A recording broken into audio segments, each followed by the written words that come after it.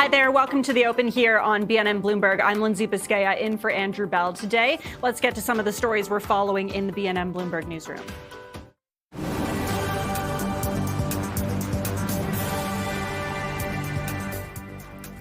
The CEO of Air Canada has apologized for his English-only condolence video following the fatal crash at LaGuardia Airport on Sunday. Michael Rousseau says, quote, "Despite many lessons over several years, unfortunately, I'm still unable to express myself adequately in French."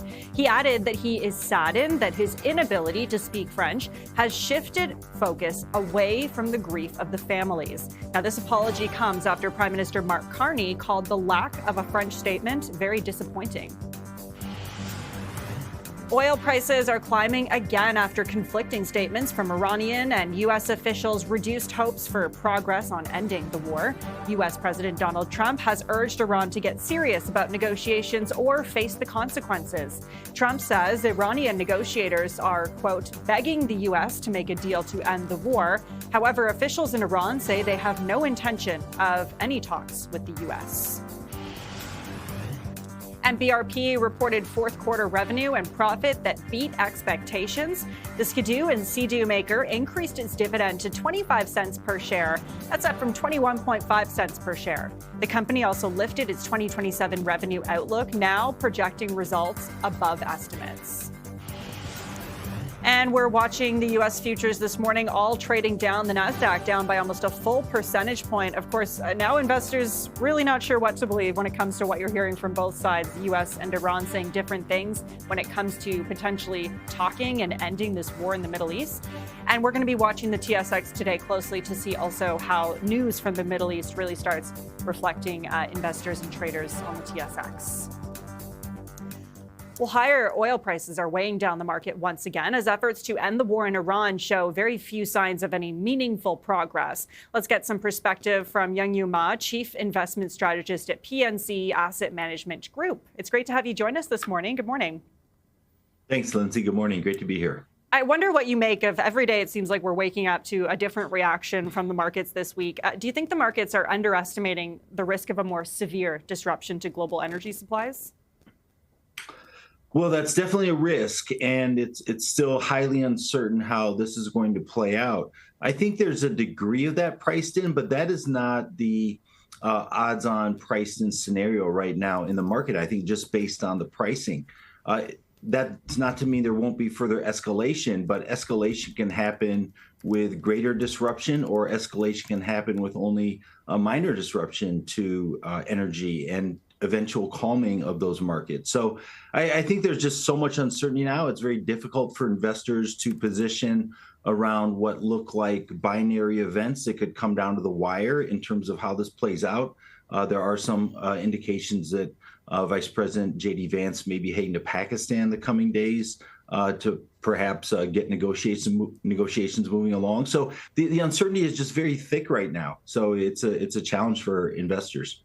And if markets, I take your point, if markets are, though, pricing in a couple of months of elevated oil, what could cause that timeline to kind of shorten or even extend further, do you think?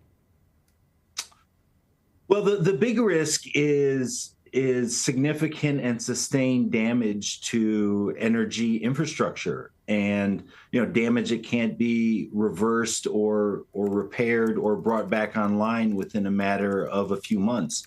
And I think, and very extensive, not just 5 or 10% of the region's energy, but 30, 40%. That's the tail risk. And that's something that's very difficult to price in. It's difficult to know, even in the event of escalation, the extent to which infrastructure damage could be that pervasive. So, I do think right now that's the challenge that investors face in terms of whether or not this is something where, if we think about different conflicts going back to the 2003 U.S. invasion of Iraq or the 2022 Russian invasion of Ukraine, very different scenarios can play out. And those can play out in ways that are unexpected, even relative to when the escalation happens. So I think right now the uncertainty is really causing investors to pause. I think it is a time for patience and really think about the long term here. And it's so hard to, as you say, to think about the long term when there's just so much uncertainty, right? Like we really don't know what's going to happen next, obviously. But just from your view, in terms of what we do know and what we can kind of factor in for the near future, which is, as you mentioned, like a lot of that energy infrastructure in the Middle East is already damaged. So with that in mind, do you think we're entering a period where energy security and renewables are like the long-term winners here?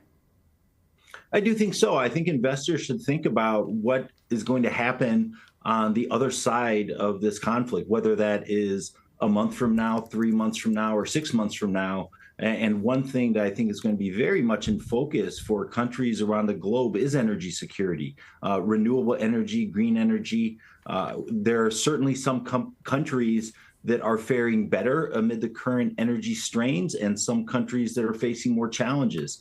And I think across the board, even the countries that are faring better among the current strains are going to realize that energy security is moving up in the ladder of importance for them, and what they're going to invest in going forward. So I think that whole supply chain of renewable energy, energy security, the infrastructure that goes into that, that is going to be a tremendous focus going forward in the coming years. Putting energy aside for a moment, when we're looking at the markets today and the recent pullback we've been seeing over the last couple of days, do you think this is a good opportunity for investors to kind of buy on the dip in some areas? I think it's a good opportunity for investors to be patient and not buy on the dip here. I think there's just too much uncertainty to think about buying on the dip. We're not at that washout stage, the type of panic selling or mass dumping of shares, say the way that we had after several days of selling after 9/11, for example. There's nothing to indicate that now is the time to really wade into this uncertainty and be aggressive. Now, if there's some long-term positioning that investors who've had cash on the sidelines and have been looking to scale in with that cash and have a plan to do so over time, I think now is a fine time to execute the steps of that plan. But to really become overly aggressive here or to change a long-term plan here amid this level of uncertainty is probably not what investors should be doing. Okay, so just kind of hold out in the meantime until we have a better idea of exactly where things are going. Is that what you're saying? Well, yes, and focus on the long term. There could be opportunities that arise. Those opportunities could arise in the next week. They could arise in the next month. They could arise 3 months from now. But we don't think today is the opportunity to really step in and be aggressive. That day might come. It's very difficult to predict if and when it will come. But I don't think now is that time to add on additional risk beyond what is already in some investors' long-term plan. We're seeing some interesting things as well when it comes to precious metals. We're seeing a sell-off of gold. We're seeing a sell-off in the bond market today as well. In general, how do you see the investment landscape kind of changing moving forward? Yeah, those shifts in precious metals certainly have been one of the more interesting ones amid the conflict in the Middle East. I think that will bottom and probably bottom around the same time that equities bottom, and certainly gold has some long-term positive attributes in terms of central bank buying. Silver as well has very long-term positive attributes in terms of fitting into that ecosystem for renewable energy and electrification that I mentioned before. So those things can change. They probably will change, but right now that's being used as a source of liquidity as investors are selling some winners, probably raising cash. Of course, you have interest rates looking like they are not going to come down anytime soon, and central banks around the globe not leaning toward cutting rates anymore. That sort of takes some of the attractiveness away from precious metals, at least in the short term. But that's where that trade and that momentum is now. I wouldn't fight it here. But again, that could be something that presents an opportunity in the coming weeks. And why might utilities be considered defensive growth? Yeah, we actually like utilities here. The build out of the infrastructure, utilities play into that. There's a regulated part of utilities in the U.S., and there's a renewable energy focused part of utilities in the U.S.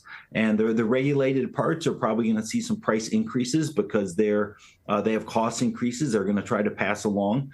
And the renewable part of utilities is something that should gain additional traction, both because of the idea of energy security, energy prices going higher as data centers drain more energy and make greater demands on the energy grid, and just that long-term consideration of how both individuals, companies, and countries achieve energy security. Renewables are a big part of that. So interesting. Okay, we'll have to leave it there, though. Young Yuma, Chief Investment Strategist at PNC Asset Management Group. Appreciate your time today. Thanks for joining us. Thanks, Lindsay. Coming up, Canada's Foreign Affairs Minister Anita Anand says Canada wants a role in U.S.-Iran diplomacy. We will hear from her next. Stay with us.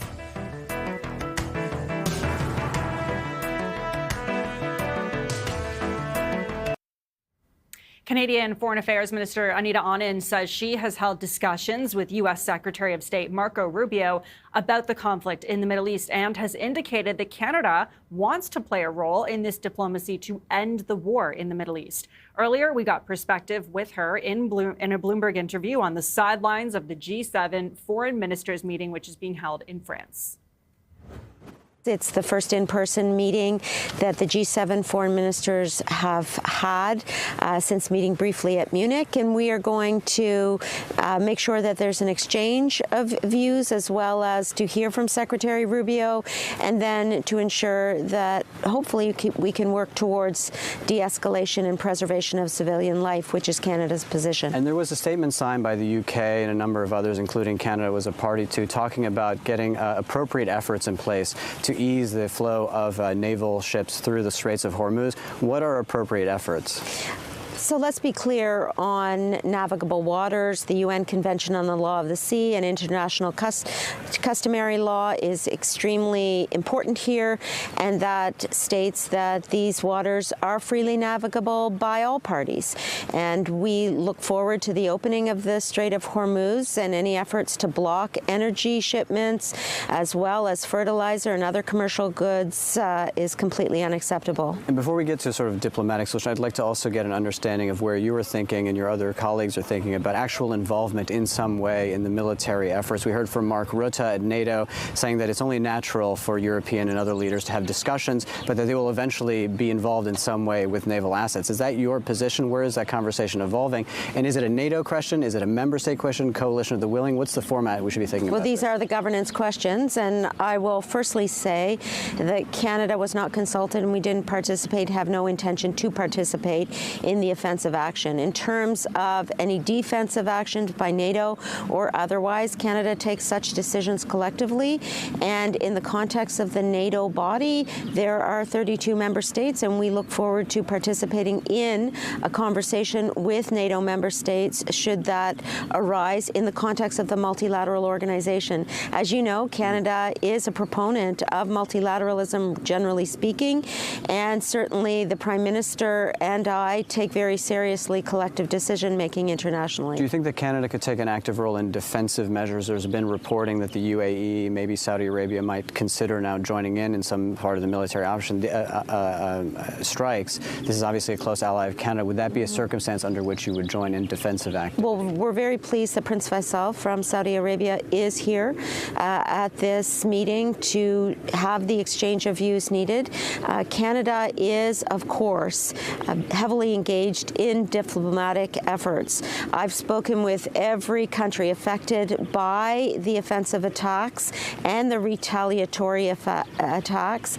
I make sure that our diplomacy is very far-reaching, and certainly this meeting here today with Prince Faisal present is going to be able to address further the next steps in the conflict. And you've brought with you here a document of principles for a diplomatic way forward. What is the architecture there? What does that process look like? Well, let's take a step back and think about what Canada's longstanding position has been across numerous crises, but certainly in this context, the preservation of civilian life, the assurance that non-belligerent states are not unduly impacted, certainly not impacted by retaliatory strikes, making sure that economic shocks are mitigated, including the opening of the Strait of Hormuz. Those are fundamentally important issues, and they will inform Canada's position and the discussion here today. And Marco Rubio will be here tomorrow. What are your questions to Marco Rubio? What information do you require from the United States? Well, I spoke with Marco Rubio on Monday afternoon. We had a lengthy conversation about numerous issues, including the situation in the Middle East. We are very much focused on ensuring the continued dialogue, and I indicated that Canada wants to play a role in this diplomacy to work towards the preservation of civilian life. Canada is a humanitarianist. We have, across conflicts, put forward humanitarian aid. Haiti, Cuba, Gaza, and in terms of Lebanon, $37.7 million announced just a couple of weeks ago. And having spoken to Marco Rubio so recently, do you have a clear idea, clear picture of what the U.S. endgame is in Iran? Well, of course, the situation is volatile. We take seriously the words of the President of the United States. At the same time, we want to engage in the dialogue with Secretary Rubio here, and we want to make sure, as I said, that the humanitarian situation is front and center. And of course, Canada stands with the people of Iran. We've listed the IRGC as a terrorist entity under Canadian law. We've sanctioned the Iranian regime as a state sponsor of terrorism, and we will continue to advocate for nuclear non-proliferation. And in ordinary times, these may not be ordinary times, the G7 would be a format for coordinated action, particularly, say, on oil and energy. Is there going to be a conversation here about potentially deploying strategic reserves in a sort of coordinated fashion? Or those conversations in terms of action? Well, I'm glad you point to the purpose and the utility of the G7, including the FMM, the foreign ministers. This is a multilateral organization, and Canada believes strongly in the utility of multilateral organizations, including in the preservation of global supply chains, in terms of energy, in terms of fertilizer. We believe strongly that the G7 can play a useful role in maintaining the stability of supply chains. That's what you saw at the G7 last year when Prime Minister Carney introduced critical minerals stability in supply chains. And as ever with the Trump administration, there's always a fear of retaliation for not doing the things that Donald Trump would like, potentially joining in Iran. Is there a fear that there could be a retaliation from the United States? For example, we just had a story today that the Germans are appraising points of economic leverage for the United States in case that does come. Is Canada doing the same thing? Could you see Canada working alongside the European Union in order to sort of defy if that were necessary? Well, we work closely with the European Union and its member state, full stop. But let me discuss the here and now. Civilians' risks of life is very serious, and civilian infrastructure also needs to be protected. And Canada will continue to advocate for the protection of civilian lives, the rights of the Iranian people, and the stability regionally across the Middle East, including in countries like Saudi Arabia, UAE, Bahrain, Oman, Kuwait, all who have been negatively affected by retaliatory strikes. That was Canada's Foreign Affairs Minister, Anita Anand. Up next, with gas prices set to rise today, we will tell you how the fluctuations in fuel costs and the Canadian dollar are being passed on to the consumer. That's next.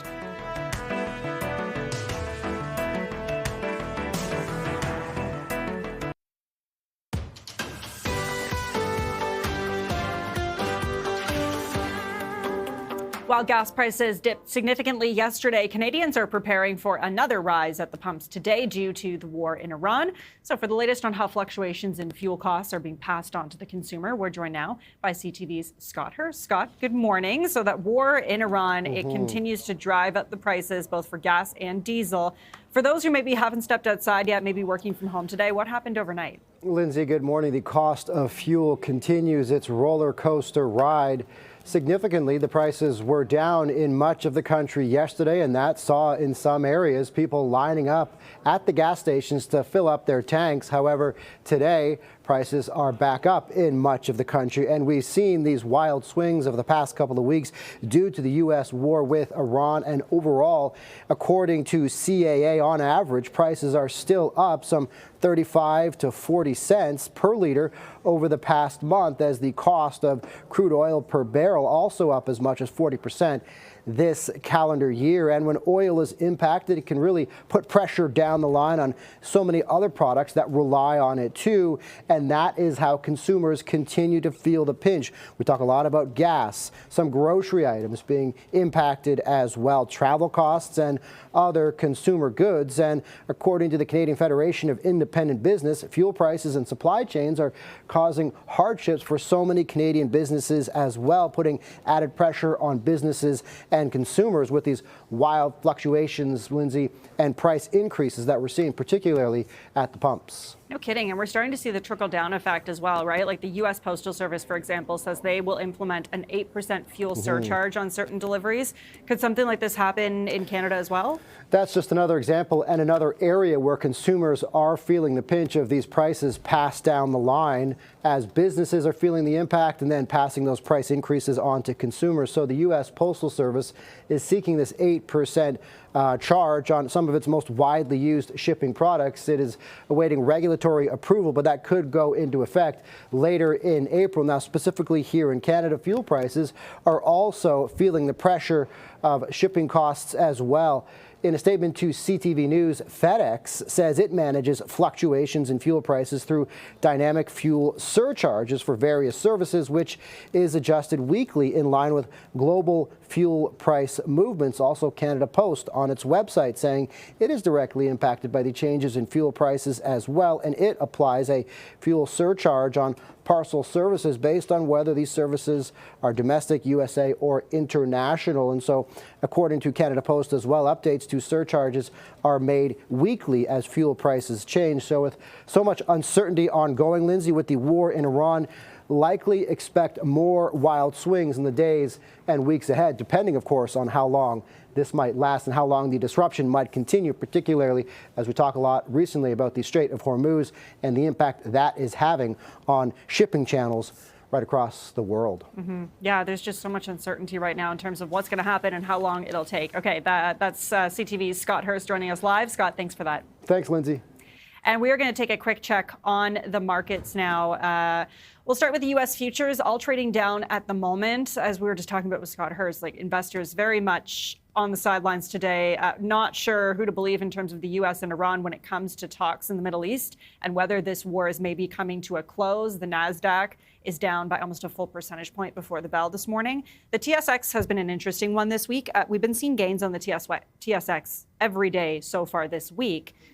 And so today, Thursday, we'll have to wait and see whether those gains continue. So we're watching that closely. We're also watching the price of gold. It's retreating once again after a modest two-day recovery as doubts are raised about a possible resolution to the war in the Middle East.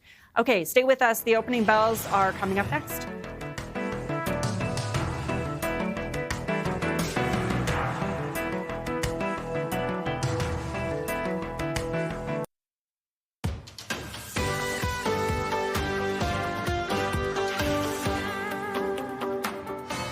Here are the opening bells. At the NASDAQ, IR Impact rings the opening bell. At the New York Stock Exchange, IR Impact is also ringing the opening bell. And at the TSX, Tiger Gold is ringing the opening bell. It's time now for the first 15.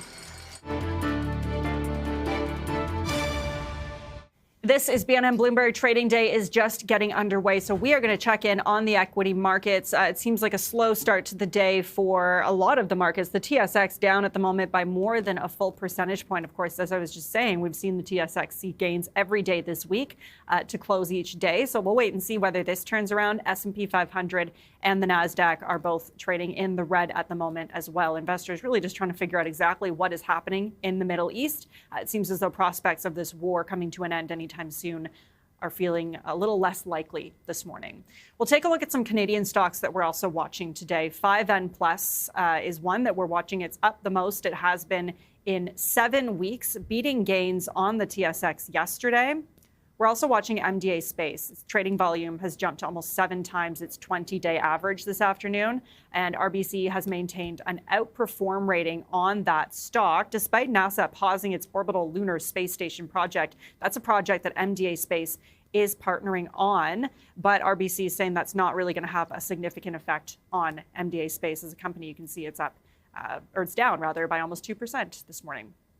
And for movers south of the border, we are going to head over to Jeff Morgan now, Deputy Team Leader for the Bloomberg News Equities team. Jeff, it's good to have you. Good morning. So we're going to start with some memory chip makers, Micron and SanDisk. Those two, the stock is falling as Google is touting a new compression technique software.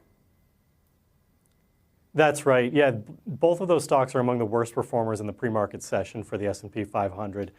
Falling somewhat sharply both this morning. They were also down last night. So what happened here? Google researchers came out and said that they have kind of about to unveil a new compression software, which they are calling TurboQuant, which is, I guess, the sort of thing that Google researchers would call something. Presumably, this will reduce the need for memory chips and for memory in general. And that is why you're seeing such a sharp move lower in the stocks. There are a handful of others in that same space that are falling this morning as well, but SanDisk and Micron are the two biggest gainers.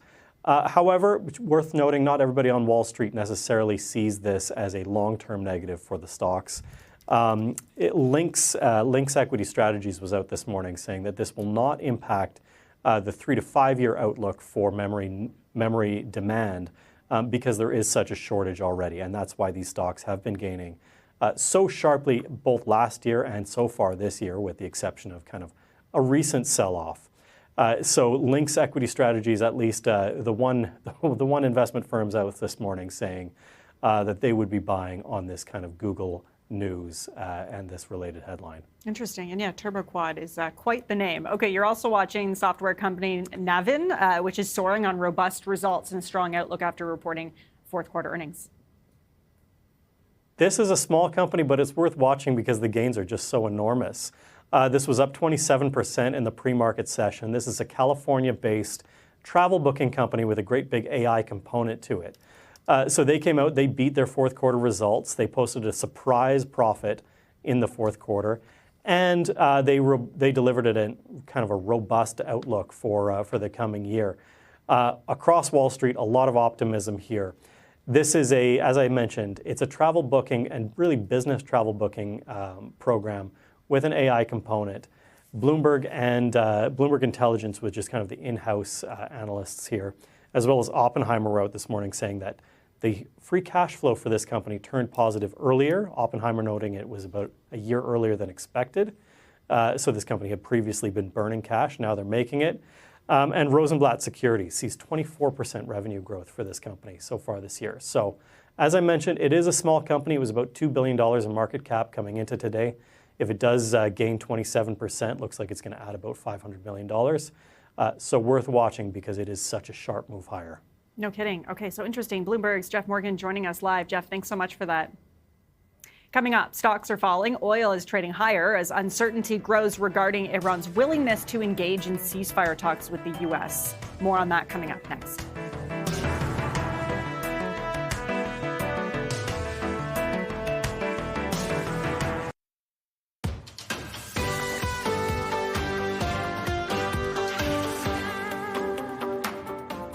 Stocks and bonds are falling globally as the price of oil rises and uncertainty mounts regarding Iran's willingness to engage in ceasefire talks with the U.S. Our next guest says even if the conflict is resolved, oil is likely to keep a risk premium because investors have now seen what happens when the Strait of Hormuz is disrupted and how quickly that can shake global markets. Let's get more now from Chad All, Chief Investment Officer and Head of Multi-Asset Solutions at SLGI Asset Management. Good morning. Thanks for joining us. Good morning. So you say from a portfolio perspective, positions in crude oil have been the best hedge since that war broke out. Is that still the case, even as we see this war continue, and why is that?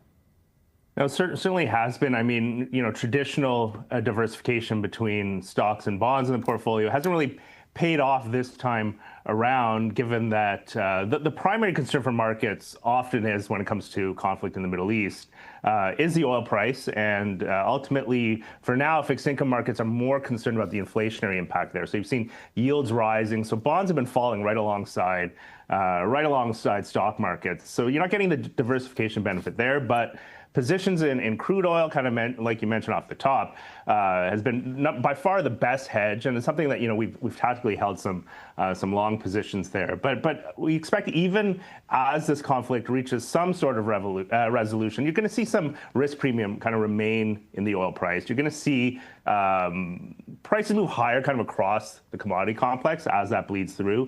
Another great reason why strategic positions in broader commodities within a portfolio just makes more and more sense, something that we've been doing over the past couple of years. As these sorts of inflationary risks come to a head, you definitely see the benefit of having that within a portfolio. I want to pick up on that, on what you just said about seeing higher prices bleed out across the commodity complex. Like which areas specifically? And you mentioned those strategic positions it would be good to have. What would those be?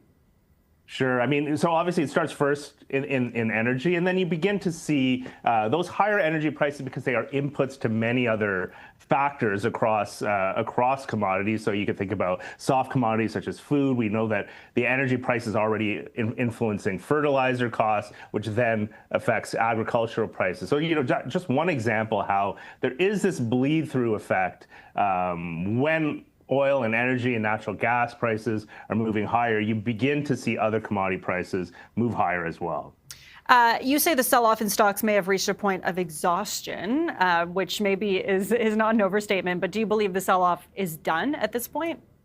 No, I think it's not so much that the sell-off is done, and we're certainly seeing a little bit more here. What we do see when we look at a number of models that kind of gauge where investor sentiment is and positioning within the market, we do think we're getting closer to that point where the selling is a little bit exhausted. So on a short-term basis, if you're playing some tactical positioning, we do think the upside on any kind of positive developments from here is likely higher than the downside on further negative developments. So from that perspective, again, we're positioning a little bit more towards taking some risk. We've added some overweight positions in U.S. equity markets, and that's coming off, earlier in the month where we were actually underweight some of the equity markets, particularly international markets. So there is a little bit of a shift, and now this is again at the margins where we see some of those opportunities.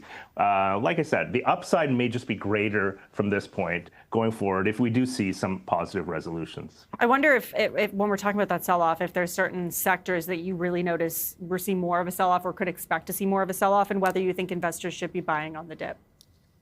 Yeah, I mean, part of what we're doing from a sector perspective is a little bit of a barbell, right? So owning resource sectors, so kind of to our earlier conversation on commodities, having that exposure in your equity portfolio is another great way to play it. So having exposure to the energy sector, materials has been facing a little bit of a washout from precious metals, but I do think that if it's prolonged, you'll begin to see precious metals show a little bit more of a risk offset as well. So holding some resource sectors overweight, as well as more defensive areas like consumer staples, like healthcare, and avoiding for now discretionary stocks, the tech sector as well. So a little bit of an underweight there. It's kind of the barbell that we're playing from a sector perspective. Why do you feel it's probably best to avoid the tech sector at the moment? For now, I think it's just, generally speaking, many portfolios, just given the kind of cap weighting, you have a lot of exposure to the tech sector. But we do recall, the first couple of months before the war broke out, there was certainly a greater focus on the AI story, right? And we were seeing two headwinds. On the one hand, you were seeing that the hyperscalers and all the spending on the build out of AI infrastructure was facing a lot of scrutiny, right? Was that spend going to actually see a payoff? At the same time, you saw other segments where there was a lot of concern, like the software sector, the software industry, where the disruption of AI was causing a lot of concerns as well. So That has fallen a little bit to the back burner, but I do think as we get into the next reporting season, that may well come back into focus again. So we're downplaying that a little bit. We're focusing a little bit more on defensive allocations and, like I said, playing the resource sectors. You also say you don't believe the spike in oil prices will drive an inflationary spiral like what we saw in 2022. A lot of analysts recently relating to what we're seeing now to 2022. Why do you not think that it's the same? Yeah, and I think that's, gets to sort of what's been priced in now in terms of what central banks may do in reaction to these higher oil prices, right? So we're seeing in many markets are pricing in central banks actually start hiking rates this year, and right, you're seeing that come into the equation, and we think that's a little bit overdone, right? So I think there's some comparison of what happened with the war in Ukraine and when oil prices spiked higher in 2022. And of course, that led to and fed an inflationary spiral. But the conditions on the ground were very different at that point, right? We were coming out of a pandemic where there were plenty of excess savings that consumers had, a job market that was exceptionally tight. And that led to, conditions where higher oil prices could go beyond just what we talked about in terms of higher commodity prices, but fed into higher costs for services, and consumers were willing to and able to accept those higher prices. Where we sit today, very different conditions. So the economy, while still relatively strong, has been cooling now for a number of quarters. At the same time, the jobs market is certainly not nearly as tight as it was back in 2022. So the idea that that labor can demand higher wages at this point in the cycle is certainly not apparent, right? So we don't expect that these higher oil prices are going to really feed into that sort of inflationary burst that we saw back in 2022. The idea that the Bank of Canada, the Fed, would be hiking rates just because of higher oil prices, we actually think that these higher oil prices will ultimately be a greater cooling effect on growth. And central banks may in fact have to lean in the opposite direction and actually support growth, in the coming quarters. So that's where we think that, that expectation around the inflationary spiral might be a little bit out of hand in terms of those pricing within the bond market. Okay, Chad All, Chief Investment Officer and Head of Multi-Asset Solutions at SLGI Asset Management. Appreciate your time. Thanks so much. Thank you. Just ahead, we will hear 3 reasons why BMO fixed strategist Mark McCormick says any dips in the U.S. dollar are a buying opportunity. More on that after the break.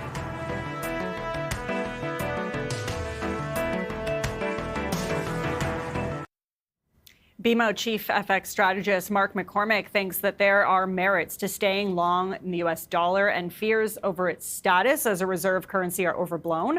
Earlier, we got perspective from him in a Bloomberg interview, and we began by asking him if the recent volatility will continue. Take a listen. I think it does continue. I think you have to kind of separate what's going to happen in the next couple of days, next couple of weeks versus the next 3 and 6 months. I think kind of the consensus around markets is that the U.S. dollar should weaken after, this is only like tactical move. And I think the broader trends is like what we're seeing is we have reshaped the macro regime. We're going to see growth move to the downside.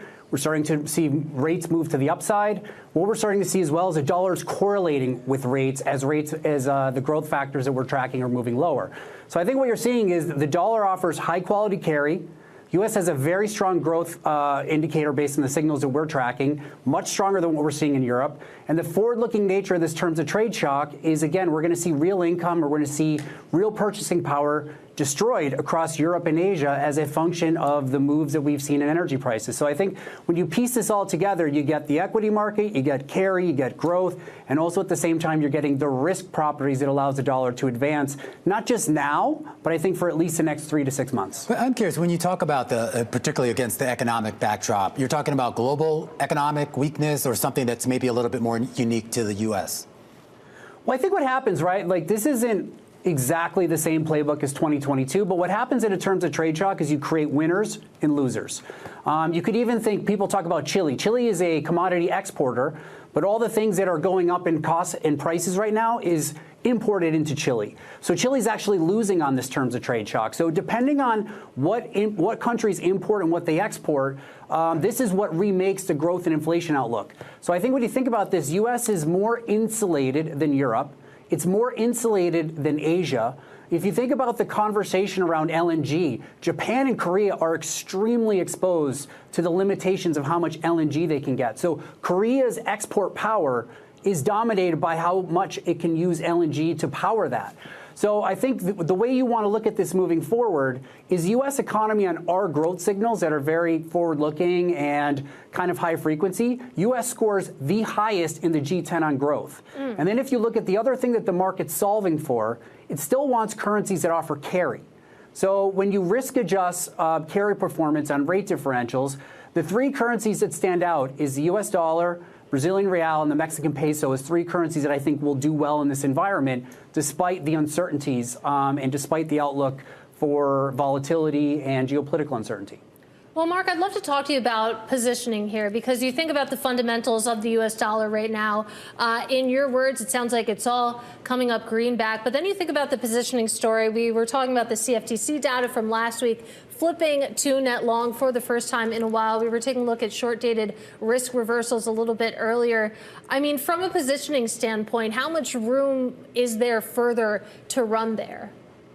That's a good question, because we run very similar indicators along with CTA and macro hedge fund performance and different types of proxies we use for positioning. I would note that when you look at market positioning, these types of indicators have a half-life under a month.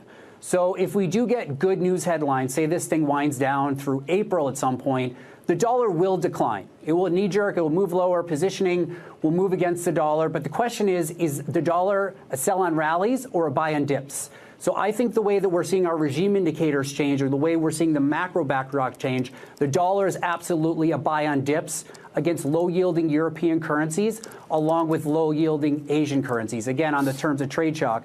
The other point I would add is the positioning element around the dollar is also liquidity. Oil is priced in dollars. There's a massive spread right now between Brent and Dubai oil, because the countries in Asia that so desperately need to get access to energy and energy-related products are paying a premium in U.S. dollars. So what the world is seeing is basically like a liquidity crunch. They're seeing rates go up and the dollar go up, and gold being another kind of counter effect to this, which is, again, in this positioning context, you really do need to see a resolution on the spreads across these different energy products for the dollar to actually come down tactically, which, again, if that knee-jerk does happen and we do see the dollar kind of come down with a drawdown, again, those are opportunities, in my opinion, for the rest of the year to continue to buy the dollar. And Mark, I want to ask you a completely hypothetical situation sort of question here, but let's talk about how the Fed factors into this, because there is the concern out there, with a new Fed chief coming in who has made some very dovish statements, that you could see a situation where maybe the backdrop doesn't argue to be easing policy, and yet the Fed proceeds with rate cuts, bearing in mind, of course, the Fed chair vote is just one vote of many. But should we enter into maybe a policy error from the Fed? How does that sort of upset this bullish backdrop for the U.S. dollar?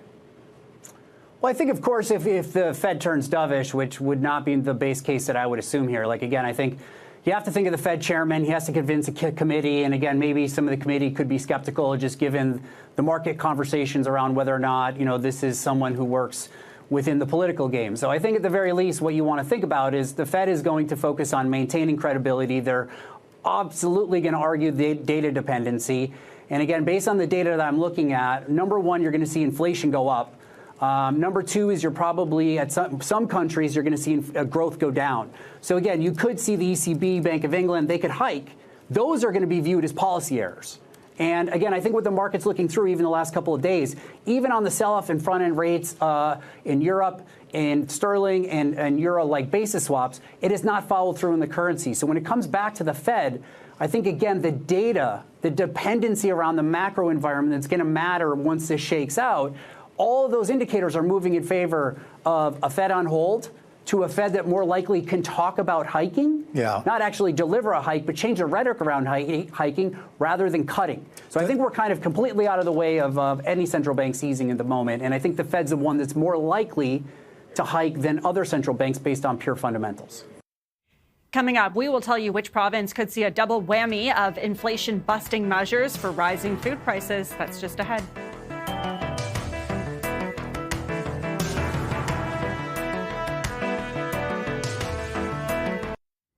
Manitobans could see some relief at the grocery store as the province aims to cut the tax on some food items in the upcoming budget. CTV's Alex Carpa has the details in this report.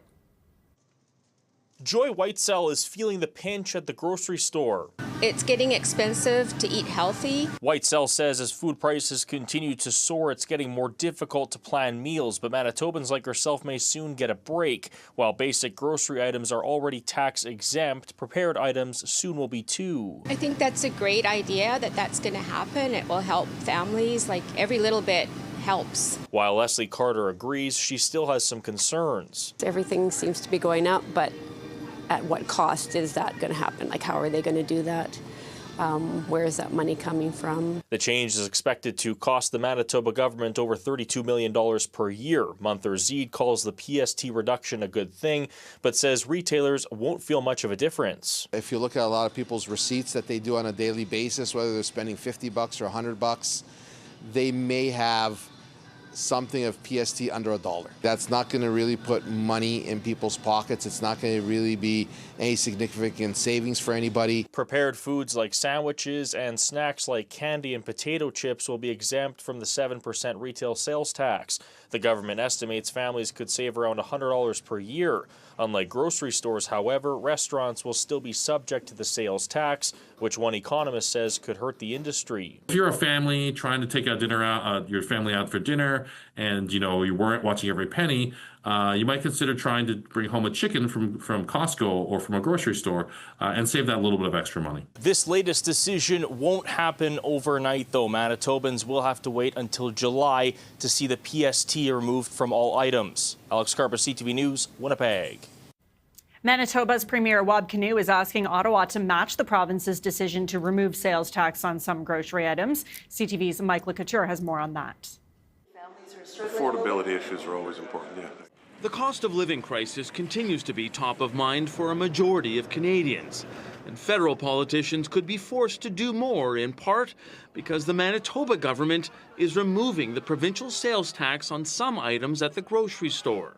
This is a progressive way to tackle the revenue system in our province, certainly. So I'd encourage the federal government to do it. MPs from both sides of the aisle seemed open to the idea. We are all obviously very, very sensitive to affordability issues, and obviously we'll look at any initiative coming from any corner that would make life easier for Canadians. The government's prepared to have that conversation with us and include real measures that, cutting taxes like the industrial carbon tax. We would be very open to those conversations. In January, the federal government boosted the former GST credit by 25% and renamed it the Canada Groceries and Essentials Benefit. The changes mean the average family of four will get nearly $2,000 in 2026 and $1,400 each of the following years. It's expected to help 12 million low-income Canadians. And some economists believe it's better to target those people. And ensure that they have a fair amount more, hundreds of dollars more a year, as opposed to reducing the sales tax on everybody in grocery stores for those who need it, as well as those who don't. The Trudeau government did provide a 2-month GST holiday to Canadians at the end of 2024, and it cost federal coffers $1.5 billion. But the parliamentary budget officer did note it kept inflation down while it was in place. That was CTV's Mike LeCouture. Just ahead, we will get fresh perspective on the markets, and Canadian skidoo and sea-doo manufacturer BRP reported fourth quarter earnings, which beat estimates. Stay with us. More on that coming up with Colin Shazinski.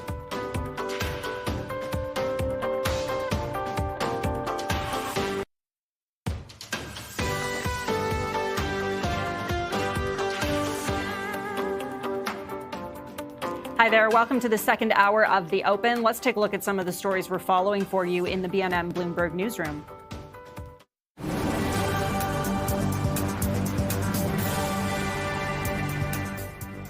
Oil prices are on the rise again after conflicting statements from Iranian and U.S. officials have reduced hopes for progress on ending the war. U.S. President Donald Trump has urged Iran to get serious about negotiations or face the consequences. Officials in Iran say they have no intention of having talks with the U.S. The CEO of Air Canada has apologized for his English-only condolence video after the fatal crash at LaGuardia Airport. Michael Rousseau says despite many lessons over several years, he's still unable to express himself adequately in French. He added he is saddened that his inability to speak French has shifted attention away from the grief of the families. The apology comes after Prime Minister Mark Carney called the lack of a French statement disappointing. Rio Tinto has shut down its last diamond mine, ending more than 50 years in the diamond business for the world's second largest miner. The company confirms that the mine in the Northwest Territories has produced its final batch of stones. Now, the closure marks Rio Tinto's complete exit from diamonds as it shifts its focus to core commodities such as iron ore, copper, and aluminum. And we're watching the markets today. The TSX is now up ever so slightly. It's been seeing gains every day this week, so we'll continue to watch. But investors are wary, though, in terms of this back and forth happening about a potential end to the conflict in the Middle East. We're seeing that reflected in U.S. markets today as well. It started off the day with traders really wary about what's happening. Now you can see it's mixed trading on the S&P 500, the Dow Jones, and the NASDAQ. And as you just saw, markets once again losing ground amid uncertainty over U.S.-Iran talks.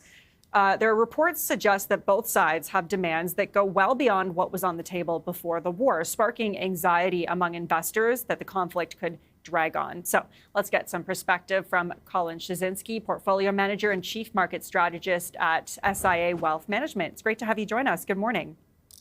Thanks. Good morning, Lindsay. What's your take on the direction the markets are going right now? Because they're going in different directions, it seems, every day this week. Absolutely. And I think what's important here is that that overall, right now, we're in more of a sideways situation where we have some days where things look fantastic and the markets surge, and then another day they give it all back, and another day they're up and down. I mean, even we had a big rally yesterday. The futures before the markets opened were pretty much giving it all back. And then since the markets opened, we've had another move back upwards again. So we're kind of back into where we were a year ago of the going back and forth quite abruptly between developments, whether it's news or tweets or rumors or speculation or what have you. But it's even more this time because it's not just about one issue like tariffs. It's about a war, which is much more unpredictable. And what we are seeing is things can change fast. But what's also important is that things can change fast in both directions. Sometimes we get a movement where the markets move up quickly, and sometimes they move down quickly. But overall, what it seems like is we're settling into a range where we're having swings within it, and that's for stocks, that's for energy, that's for metals. And overall, that's what we're seeing at the moment. It's so hard to read it. And as you say, like just so much uncertainty, like how should investors be looking at this and trying to figure out what to do?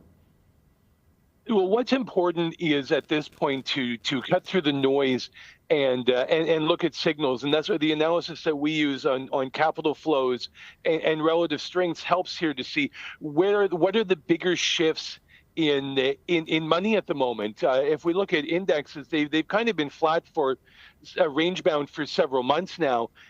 We had a big move up in metals. They've come back off and kind of settled into a range below their highs. But the most significant one is energy. If we look at energy, before the war, we had the price of crude oil was trading 65 to 75 for a long period of time. We've now seen this move up more into like an 85 to 95 range. And so what's important then is we look at what are the implications of that. Well, we've seen energy stocks do particularly well. And the other one, of course, we're also seeing with the Strait of Hormuz being blocked is fertilizer stocks have also picked up since the war began. And so do you think now is a good time to kind of buy in the dip, or does it depend on where you're looking in terms of what sectors? It's very much rotation between sectors, markets at the moment. Ones that and that shifts from day to day because we do have these swings in sentiment. But what's important at the moment is until there's something actually concrete on the table and signed, the war continues, and everything else. And there's a lot of noise around all of that, but that seems to be the bottom line: is the war continues until it's over. Mm-hmm. I want to focus on your take on metals for a moment, not just gold, but silver, copper as well. Like, what do you see happening there? It's been interesting to watch the kind of flip flop with both. And usually, when you see gold do one thing, silver does something similar, but we haven't been seeing that. Yes, the metals have been more volatile, but it's important for us to remember with gold and silver, they had a huge move up before the war started. So, and the U.S. dollar had moved down, and they tend to move in the opposite direction, more or less. But with the U.S. dollar, copper is another thing, because copper is kind of tied more to expectations of the global economy, and so softness in copper could be seen as concern that the war could disrupt the global economy, which is certainly possible the way we're seeing with the shipments of energy or and fertilizers and other things, that there could be a significant disruption. In metals, what we've seen is, since the war started, we've seen treasury yields start to creep up on concerns about inflation. That's pushed up the U.S. dollar, and that has taken some of the wind out of, shifted a tailwind to a headwind for metals over the last few weeks. And of course, you've noted in your notes that there's 2 days left in President Donald Trump's pause on attacks against Iran's energy infrastructure. With that in mind, what are you watching for over the next couple of days? Well, we'll watch and see how the market reacts over the next couple of days, and in particular, one thing we might just see in terms of shorter-term trading is that the last few Fridays we've seen some softness as people are wondering with uncertainty of what might happen over a weekend. So, but then we've also seen that then markets come right back in Monday, Tuesday, early part of the following week if things didn't get substantially worse. So the bottom line is that around these kind of deadlines, and if they shift, and as I said, with threats and noise and things like that, is that you can get these short-term swings, but in a lot of cases also they end up offsetting each other. So there's a lot of volatility there. It's important to kind of stay focused on the bigger picture. I want to get your thoughts on BRP before we wrap up here, because this company reporting fourth quarter earnings today. Revenue and profit beat expectations, raising the dividend as well. What are your thoughts, just first of all, on the latest earnings report from BRP? So far, so good. That was a very nice surprise for the stock this morning, and has helped it to kind of move back up after a decline. And it's interesting because this is one of the stocks that we used to own this in the BMO SIA focused Canadian fund, ZFC. We used to own it in here until about a month ago, and up until about mid-February it was doing great, and then we saw the relative strength start to weaken in the stock, and we exited it, as I said, about a month ago, and it declined with the war, because you think about it, it's a producer of large ticket discretionary stocks. We've seen BRP come down. We've seen auto stocks come down, and other large ticket producers come off over the last few weeks since the war started. So today we've gotten a bounce out of that. Its overall relative strength has remained weak relative to the Canadian market, but today's encouraging. It was certainly good news from the company. At this point, it's still fairly low in the rankings. We would continue to monitor it, and it is actually still trading below where we sold it. So it's today's news is encouraging, but you'd want to see more constructive performance from the stock in the coming days. We'll see what happens. And that's what I'm wondering too, like just before we wrap up here, looking into the future for this company, whether what we're seeing in Iran, I'm not sure if this is a bit of a stretch, could affect a company like BRP with oil prices higher, diesel prices higher, maybe less people are inclined to buy some of the vehicles that BRP makes.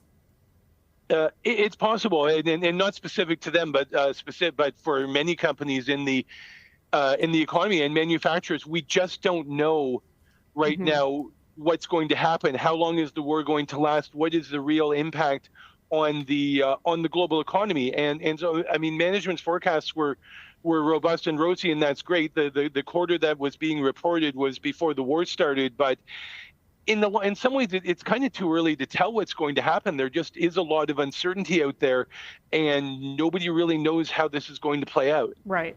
Yeah, it's, as you say, probably too early to tell. Okay, Colin Szczynski, Portfolio Manager and Chief Market Strategist at CIA Wealth Management. Appreciate your time. Thanks for joining us. Thank you. Have a good day. You too. Coming up, we will hear why BlackRock's global fixed income CIO, Rick Rieder, thinks the U.S. Fed needs to cut rates now. That's next.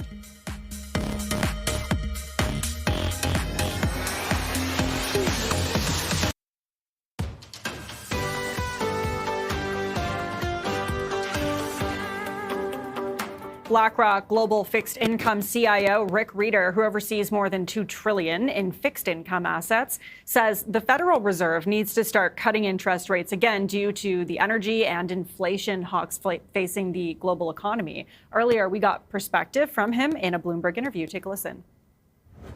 When you travel around the world, you see there are certain places, I have to say, Mideast obviously going through some stress these days, but traveling in the Mideast recently, you feel it, there's a vibrancy of certain parts of the world, and you see the same thing here alongside of, development around energy and a whole series of different areas.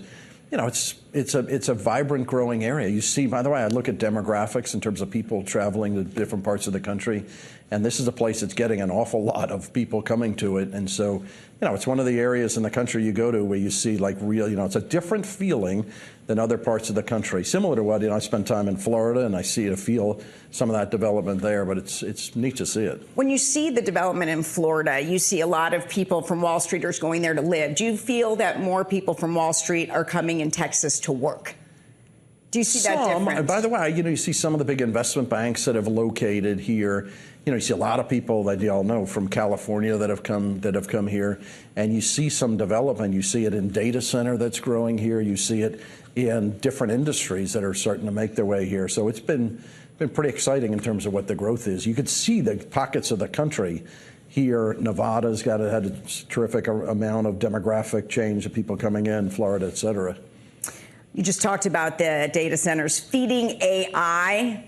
Do you see it as a favorable emerging market? Are you a buyer or seller, though, on the debt being issued to finance the data center build out? It's a great question. So I would say a buyer generally, but I have to say some of the big hyperscaler issuance that's coming to the market, it's actually not coming at levels that are that attractive today, largely because those hyperscalers can finance. They don't have a lot of debt on their balance sheet. They can finance at very attractive levels, which is great for them. So we do some in our portfolios, but I don't think you've had a tremendous opportunity there. There are some other parts of it where you've been able to invest in some of the growing AI dynamics where somewhere you actually can invest with converts, loans with warrants that allow you to have an equity participation. So listen, I think the investing in AI, but not just specifically in AI, but things around it, energy related, some of the picks and shovels around the build out of the infrastructure. So we're doing an awful lot of investment in and around that. Listen, I think AI I've been doing this for almost 4 decades now. It's the most exciting technology that I've ever seen in terms of how fast it's changing the world. And so I tend to prefer to finance it on the equity side, and because you want to participate in the upside alongside of it. But where there are debt financings where you have equity like upside, that's intriguing. How are you positioning your portfolios, including bank, of course, with the oil prices continuing to fluctuate, but obviously much higher than they were before the war?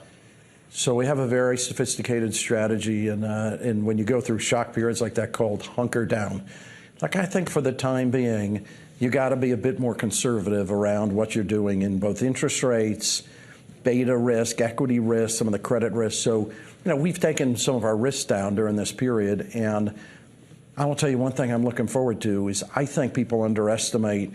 I think interest rates, you've got a period where we're going to back up rates, and people talk about Fed's going to have to hike. I don't think the Fed's going to hike. In fact, I think they're going to cut rates. But you have places like the ECB, Bank of England, that are probably going to raise rates, depending on how the growth transmission happens. So I'm looking forward to, quite frankly, I don't think I'm alone in this. I'm looking for an opportunity like when we think we're on the other side of this, buying interest rates, particularly front-end interest rates, that I'm super excited about. And I think the equity market, is going to have people don't realize how much cash is sitting on the sidelines. You see it today, particularly in the equity market. Like, why is it some days the news is terrible, and then by the end of the day, the market grinds up? We, I think, like others, have built a lot of cash in our portfolios, so we're looking, to try and work your way through, what is a stressed period. But boy, I'm looking forward to getting on the other side. And, quite frankly, markets have been pretty composed. Yeah, and like some of the spread markets, they haven't really backed up that much. So anyway, you will see what happens over the next couple of weeks, and then I want to jump in and buy some stuff. You just touched a little bit on the Fed, and you said what you think they will do. I want to know what you think they should do. I have a strong view. That is, I think the Fed needs to cut interest rates. Now, we have an energy shock, we have an inflation shock, so you're a bit more patient around it. I think the equilibrium funds rate is closer to 3%. I think you need to get there because I think the interest rate channel is very different than it used to be, meaning who is affected by these interest rates today? The CapEx that we're seeing, the big companies, the hyperscalers are spending, the interest rate tool is not really that influential on how they spend. Small businesses, young people, low income are really getting hurt by this interest rate. And the other place that's getting hurt by this interest rate is the U.S. government. We have too much debt. We have to get that rate down. Do we wait a little bit longer to do it? I would get the rate down. And then the most important thing, we need to stabilize long-end interest rates. Personally, I would stabilize the back end of the yield curve. And I think if you're the Fed, you have to use the balance sheet or threaten to use the balance sheet because it doesn't, the Fed funds rate is interesting, but nobody borrows off the overnight funds rate anymore. They borrow out the yield curve. That, to me, is going to be how we manage that, and how we get mortgage rates down is a really big deal. So is there a Trump premium in the U.S. Treasury yields?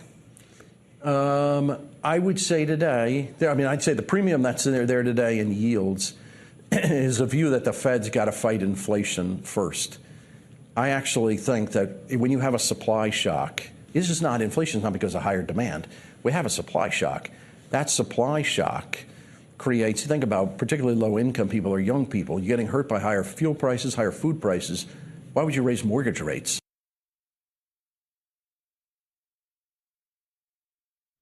Coming up next, the ETF report. We will zero in on 3 safe haven assets for times of geopolitical uncertainty. Stay with us.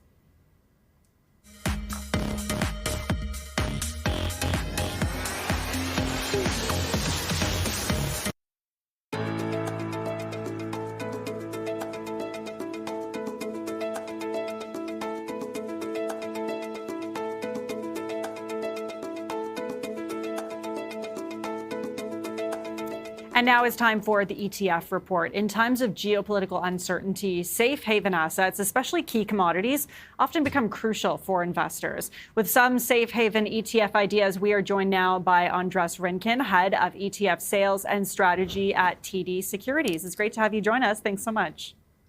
Thank you for having me, Lindsay. It's been interesting. Before we get into these actual ETF names that you have for picks, when we're looking at commodities, and particularly, today we're talking about some of the metals, we're talking about gold, silver. What do you make in terms of what we've been seeing with the prices dropping? Do you still think this is a good area to have as a safe haven? For sure, and not just the metals, but also oil and agricultural commodities. And look, this day and age with the war in Iran and all the geopolitical uncertainty and macro uncertainty, we're seeing great demand in trading and also in buying of commodity ETFs across the board. They're used obviously as a safe haven and also as an inflation hedge.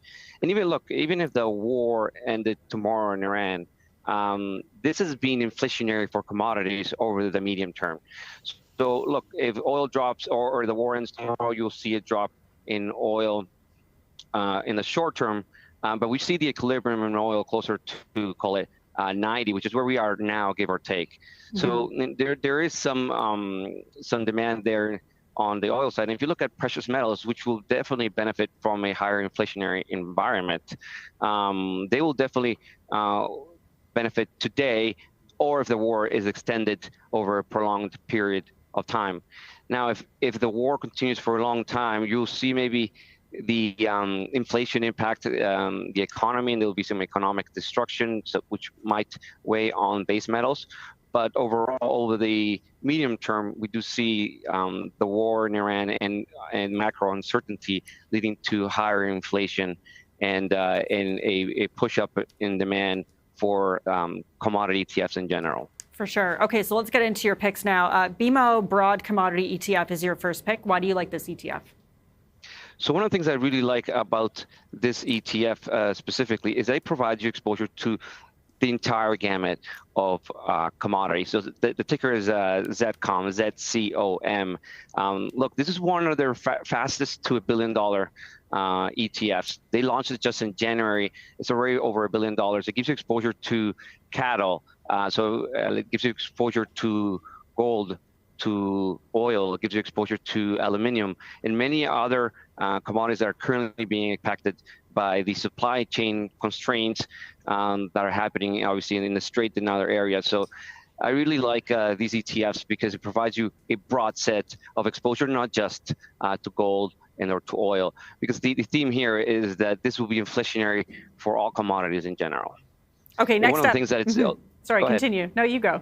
No, it comes at less than 30 beeps, so it's one of the cheaper funds out there in this space. Okay, so I'll go to the next one then. I'm not sure if I'm going to say this right. CI Auspice Broad Commodity Fund. Auspice, yes. CCOM is a ticker. It's a little bit more expensive, but it also provides broad exposure to commodities. It's relatively similar to ZCOM in that they're both indexed, but the breakdown of what they're exposed to is slightly different. I'll give you an example. ZCOM has exposure to cattle, while cattle futures, while CCOM has exposure to heating oil. Just some of the differences between these two.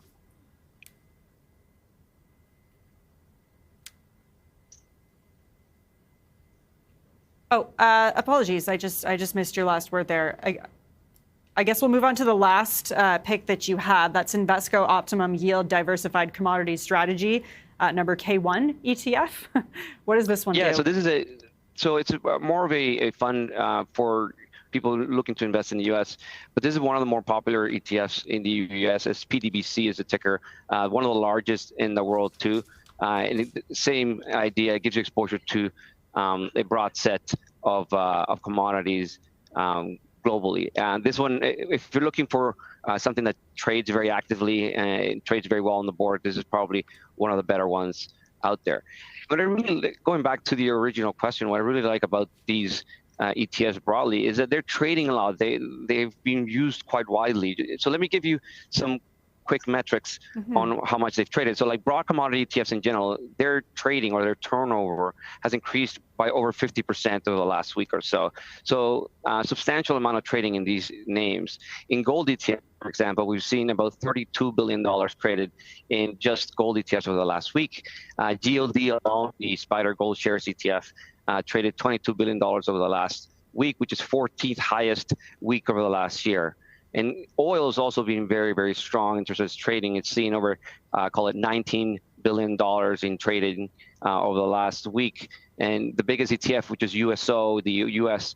Oil Fund, has traded $15 billion, which is the fourth highest trading week over the last year. So a lot of activity across the board across gold, oil, and broad commodity ETFs, given what's happening in Iran and geopolitically. And I do want to ask about silver ETFs as well, because silver is always such an interesting metal to me. And you have this here in your notes as well. Like silver price is more volatile than gold typically because it's used in different ways compared to gold. Is that right? That's right. So it's used both monetarily and industrial.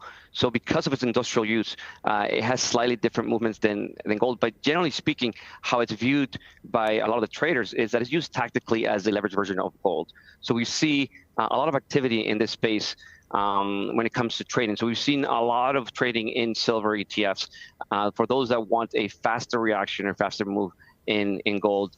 Inflows, though, it hasn't been as positive as some of the other areas, but trading-wise, it's been really strong over the last few weeks. Even in Canada, we've seen decent inflows into silver ETFs to the tune of $200 million or so. So it's another area where people can get, call it leverage exposure to gold. Okay, we will leave it there. Andras Rinkin, head of ETF sales and strategy at TD Securities. Thanks for your time. Appreciate it. Thank you for having me. Coming up, how worried should investors be when it comes to concerns about the private credit markets? More on that is coming up next. Stay with us.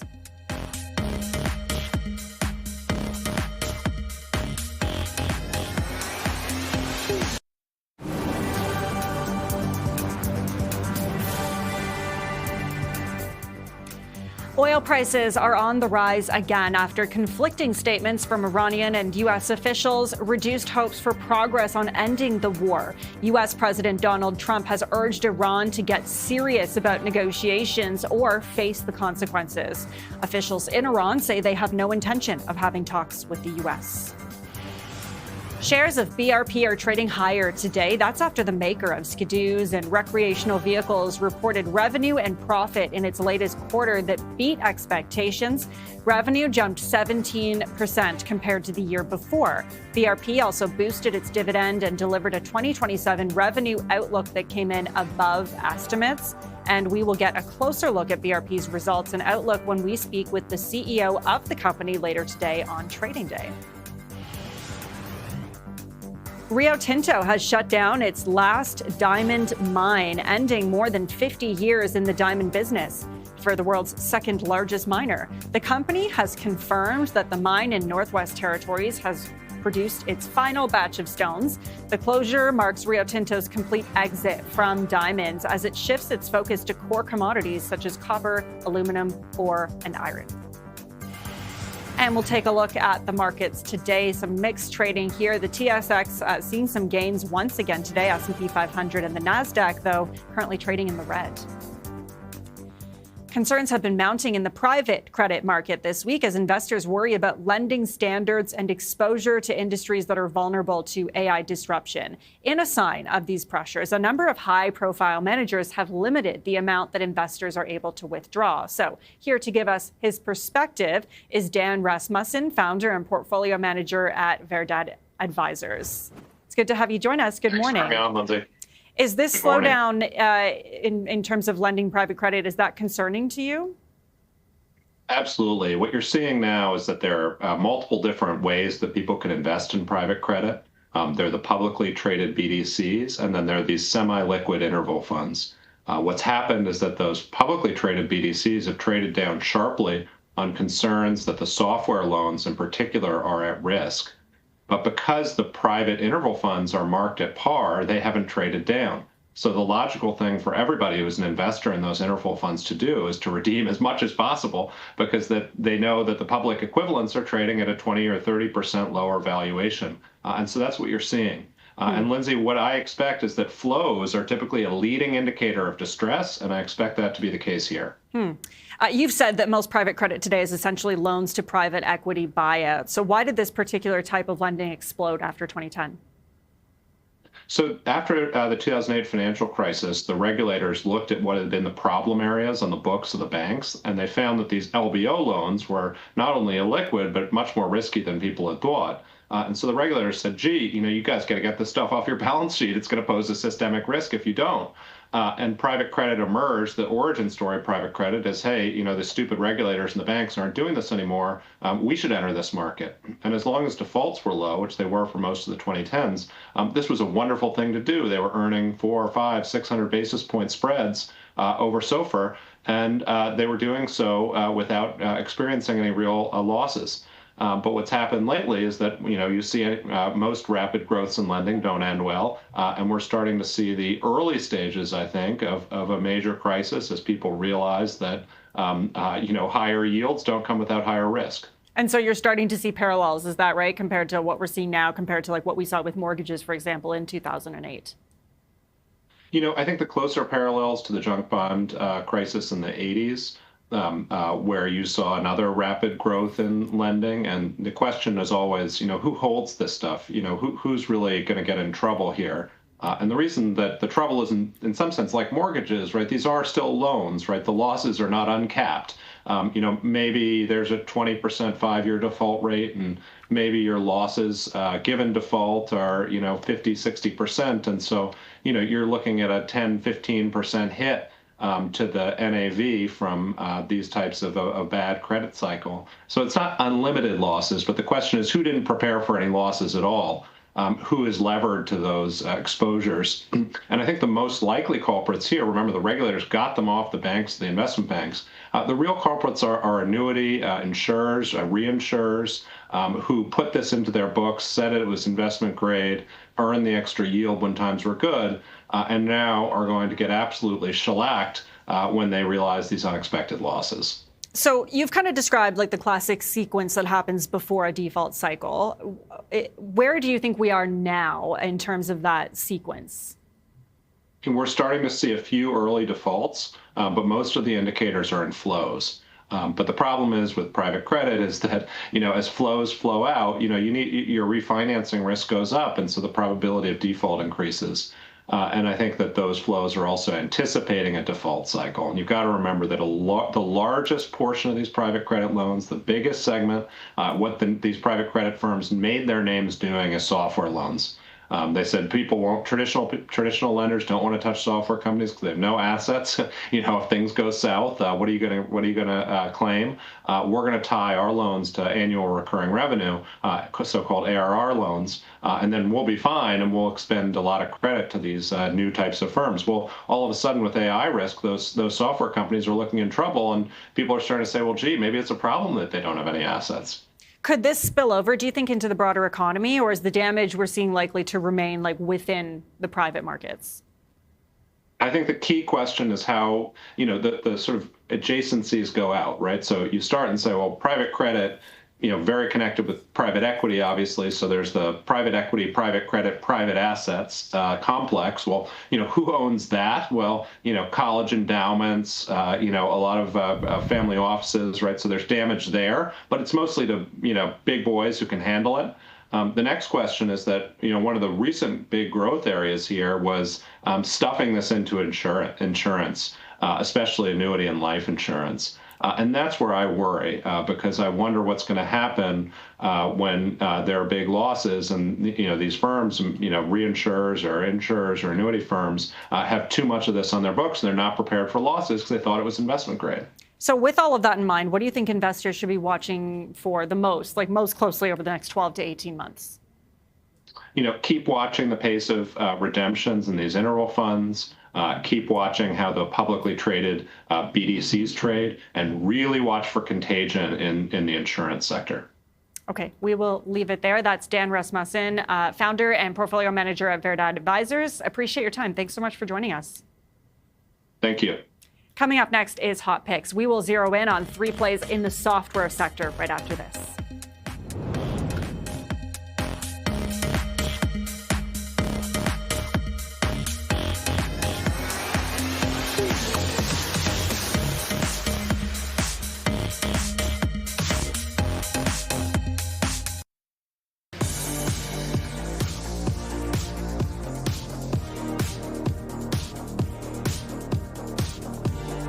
Welcome back. It's time now for Hot Picks, and today we are zeroing in on the software sector. Our next guest has MongoDB as his top pick, an open source database management system. So for more, we're joined by Rishi Jaluria, Managing Director in Software at RBC Capital Markets. It's great to have you join us. Thanks so much. Thanks so much for having me. So I guess we'll get right into it then with your first pick, as we mentioned that off the top. MongoDB, what is it that you like about this software company?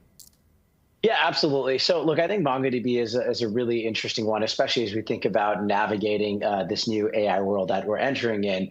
So MongoDB it's open source, but it's under a different license methodology. But more importantly, it's really built for unstructured data. And if we think, what does AI create a lot of? It's unstructured data, right? Stuff that doesn't neatly fit into rows and columns. And we really think that MongoDB is well positioned to kind of draft off that tailwind of the development of these net new AI applications, especially those leveraging unstructured data, and it can be that developer platform of choice. And I think that's the reason why you're seeing all these AI native companies really moving towards MongoDB. Anthropic uses them, Cursor uses them, Relevance AI. There's a number of other ones out there that are using MongoDB today, and we think that footprint is going to continue to grow. Interesting. Your next one is Intuit. What is it that you like about this software company? Yeah, Intuit's a really controversial one right now with AI, and I think squarely in the kind of crosshairs. And look, on the core TurboTax and QuickBooks franchises, on TurboTax, there's always worries of can people basically replicate or vibe code their own version of tax software. But what I would say is this, the stakes are very high, right? If you do something wrong with your taxes, you get audited by the IRS or equivalent organization. There's a lot of workflow that's important in this. And even with kind of the worries of, okay, at the low end, can people use AI to maybe hold their hand during the process? To me, that undersells the major opportunity that QuickBooks has in AI. In the near term, it's integrating that AI experience with all the data, domain, and workflow expertise that Intuit has on tax filings to make the experience more seamless. And to me, that's TAM expansive. And then maybe in the longer term, call it 3 to 5 years, is there the opportunity for Intuit to develop AI agents that can do simple tax filings for you? I think the answer to that is yes. And again, that's monetizable and it's TAM expansive, especially when you think of just how large the market for assisted tax out there is. And then I would say a similar theory on the QuickBooks side. With QuickBooks, I was talking about TurboTax, but on the QuickBooks side, that's accounting for small businesses. This is, again, very mission critical software. It's difficult to replicate. And I think there's a huge opportunity for AI in there, again, going after services. If I'm a small business and I'm paying an external accountant, in 3 to 5 years, can Intuit just kind of capture that market leveraging AI? I think the answer to that is yes. It seems as though these three companies all have something in common, which is really ramping up their development of AI assistants, AI agents. And that seems to be the same story for HubSpot, which is your last hot pick. Yeah, look, I think that's a great observation, and common thread between the names I like is actually innovation. I mean, we can talk about data and enterprise versus SMB, but really innovation is probably the most important mode out there in software as you're dealing with the paradigm shift of AI. And with HubSpot, I would say the same thing. HubSpot, it's a CRM company, so they do marketing, sales, commerce, operations, service. But in contrast to others in the space, HubSpot is built entirely organically. So all these different hubs that they built were all built on the same platform, which means a single data record, single user experience. And, I think HubSpot, especially under the leadership of CTO and co-founder Dharmesh Shah, has been very AI forward in their roadmap. I mean, I subscribe to Dharmesh Shah's newsletter. He is probably more hands-on with AI than any public company exec I see, at least in this market cap range. And so I feel good about their ability to integrate AI through that sales and marketing experience. And even if we're going to go into a world where we're going to face headcount reductions because of AI, I think HubSpot can offer a lot of innovation on top of AI that they can monetize in a mixed model or a consumptive model that ultimately ends up being, again, expansive to revenue and maybe even drives revenue acceleration. It's so interesting what we've been seeing with the software sector this year, that sell-off that we saw. I can't remember whether that was January or February, but that real sharp sell-off. And now we're starting to see some of these companies coming back, right? Like, do you agree with the assessment that there's some companies, and maybe these are them, that will benefit from AI, and then there's some that really, if they're not innovating, as you say, could become redundant because of the advancements in AI? I think that's exactly right. Like, I think, general consensus is the sell-off was probably too sharp, but we almost see a little bit of a K-shaped recovery coming out of this, right? And you said the sell-off back in January, February. I mean, we're going to see continued sell-offs as, Anthropic makes new announcements, OpenAI makes new announcements, Google makes them. But, really, I think it's these innovative companies that can truly be AI beneficiaries that we think could be, a double or triple or so on over the next several years from here versus a name that, maybe might bounce 20, 30% off the bottom. And really, I think it's doubling down on, innovation and customer success. That's going to really matter more than anything, especially if we're dealing with this new paradigm. We have new platforms out there. We've got, trillions of dollars of venture funding going into AI native companies. I think that's exactly it. Do you think we could be seeing more of these sharp sell-offs though throughout the year if there's other innovation coming out there? I think yes and no, right? Like, I think, to a certain extent, I think maybe some of the most draconian situations are already out there of, job losses and what happens to all of these companies. So that's on one hand, maybe the worst is already out there. But, as we saw when Claude came out with Claude Desktop earlier this week, right, it did contribute to a continued sell-off in software along with some of the private credit news and a few other things out there. There's just a number of factors. So, there's potential for continued sell-off. But I would say so many of these software names are trading at such cheap multiples, even on GAAP earnings, that it's hard for me to say that, a sustained sharp sell-off, right, won't have a bounce back. And at the same time, I think if a lot of these companies can actually show real acceleration and growth towards the end of the year, it becomes harder and harder to underwrite that AI bear case, that if a company is actually accelerating growth, well, then maybe the AI bear case isn't accurate. So that's kind of where I think about it. I hesitate to call a bottom. No one has ever successfully called one. But to a certain extent, from a narrative perspective, at least, it feels like the worst is behind us. Okay, we will leave it there. Rishi Jaluria, Managing Director at RBC Capital Markets. Appreciate your time. Thank you. Thank you. And we're going to take you live now to Washington, where U.S. President Donald Trump is speaking. We're going to listen in to what the president has to say, assuming he's speaking about Iran. We'll listen into our country. Incredible. He emptied his prisons in Venezuela, emptied his prisons into our country. And I hope that charge will be brought at some point, because that was a big charge that hasn't been brought yet. It should be brought. He emptied his prisons into our country and was a major purveyor of drugs coming into our country. And he's now been captured and, I guess be given a fair trial. But I would imagine there are other trials coming, because they've really sued him just in a fraction of the kind of things that he's done. Other cases are going to be brought, as you probably know. In the meantime, with Iran, we're going to keep doing what we've been doing, and nobody's a match for the United States, but they're not a match for the United States. It's small potatoes. That's why I'm so disappointed in NATO, because this was a test for NATO. This was a test. You can help us. You don't have to, but if you don't if you don't do that, we're going to remember. Just remember this in a number of months from now. Remember my statements. They have an expression, a great expression: never forget. Never forget. So as we end threats to America abroad, we're focused here at home on building the greatest economy in the history of the world. Now, before this started, the Dow hit 50,000. The S&P hit 7,000. Both of those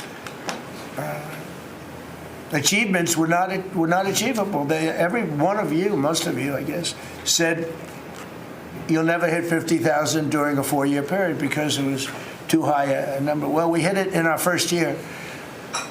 And I said, well, now we have to take an excursion to Iran, and we have to stop this maniac who's no longer with us. The supreme leader wasn't so supreme, no longer with us. It's very sad. But we have to stop him from blowing up the world, blowing up the Middle East, and blowing up our country. And we did that. And frankly, I thought the oil prices would go up more, and I thought the stock market would go down more. It hasn't been nearly as severe as I thought. I think they have confidence in maybe the American president and maybe the people sitting around this table. But Americans filing their taxes this year are receiving record-setting refunds. It's been a very big story. Well, it should be a big story. I don't think you write about it that much, but I speak about it. I speak about it because if I speak about it, at least people hear. You don't write about it. You don't write about the drug prices going down. It'll be going down 30, 40, 50, 60%, 70%. Favored nations. Called most favored nations. We're going to be paying the lowest price anywhere in the world. Before we paid the highest price in the world, Bobby, right? And now we're going to pay the lowest price in the world. That's quite a difference. It's a difference of from 40 to 70 and 80 and even 90%. That's a pretty big difference. But we're slashing regulations, and investment is pouring in from all over the world. We have the most investment of any country in history has been put into our country in the last year. And again, we had to take a little detour. Won't be long. Going to end soon. We had to take a little detour, go to Iran, and we had to put out a fire. Very dangerous fire that could have blown up big portions of the world, if not the whole thing. So tomorrow we'll be announcing a variety of actions that we're taking to support American farmers, who we never forget. We love the farmers. We gave them $12 billion out of tariff money. We had a tremendous amount of tariff money come in, and we continue to have. We've gone, as you know, the Supreme Court gave us a very unfortunate, foolish ruling, a ruling that gives the people that have ripped off our country for many years, gives them some money back. But It's one of those things. It's a terrible, terrible, horrible mistake they made, but it's okay because we have another method that's just as good. We'll use the other method. But because the tariff money has been so substantial, we gave our farmers, who have been mistreated by some countries, we gave them $12 billion, and they're extremely happy, and they deserve it. They've been great. They never complain. They just go out and they farm, and they wouldn't do anything different. They wouldn't trade jobs with any of you, except maybe some of the fake media. I don't know. Somehow I don't see that. I like their job better, actually. I love the farmers. So we gave them $12 billion. So in just a few moments, Treasury Secretary Scott Bessent will discuss the actions that we're taking to address energy prices, which have not gone up as much as I thought, Scott, to be honest with you. And, it's not over, so maybe it'll go up a little bit more. It's all going to come back down to where it was and probably lower. And my predictions have been right. Trump was right about everything. They have a new hat. Trump was right about everything. It's pretty right. But Scott's going to address that. And I think before we go very much further, I want to ask Vice President J.D. Vance to say a few words about where we are with the situation he's involved with Steve and with Jared on negotiations, and then some of the others will speak. Okay, we've been listening to U.S. President Donald Trump speaking, starting off talking about Nicolas Maduro, the Venezuelan president who's appearing in a New York court today, along with his wife, facing a number of charges, including narco-terrorism conspiracy. You heard the president then move on to the situation in Iran. He says that this was a test for NATO. He says the U.S. won't forget that NATO did not respond to what he says were calls for help. And he says the U.S. has to stop Iran from, quote, blowing up the U.S. and the Middle East. And of course, Donald Trump always has his eyes on the stock market. He was saying he thought it would have dropped more than it has. Also, you heard him talking about energy prices there, saying that he thought maybe oil prices and energy prices would have dropped more than they have. So we'll keep an eye on that today, see if there's any developments in terms of what's happening between the U.S. and Iran. We're obviously hearing conflicting reports from both sides of the table. But in the meantime, this wraps up this edition of The Open. Morning Markets with Roger Peterson are up next.